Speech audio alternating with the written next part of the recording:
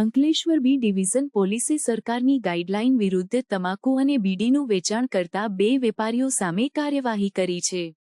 પોલીસે 2 પાન મસાલાના સ્ટોર્સમાંથી 82,000થી વધુનો મુદ્દામાલ કબજે કર્યો છે.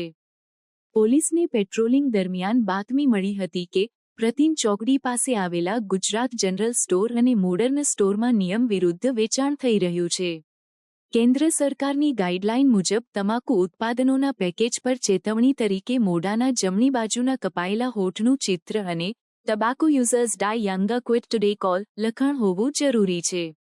આ બંને સ્ટોર્સમાં જૂની ઇમેજવાળા અને નિર્ધારિત ચેતવણી ચિત્ર વગરના તમાકુ ઉત્પાદનોનું વેચાણ થતું હોવાનું જણાયું હતું.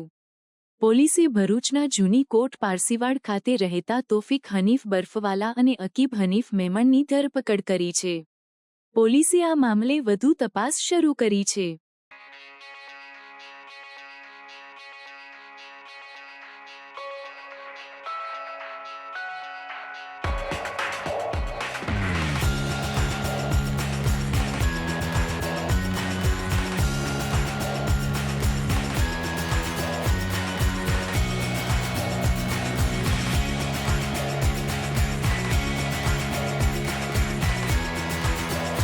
સમાચારોની ઝડપી અપડેટ માટે હમણાં જ સત્ય સ્વરાજ ન્યૂઝ ચેનલને લાઇક, શેર અને સબસ્ક્રાઇબ કરો.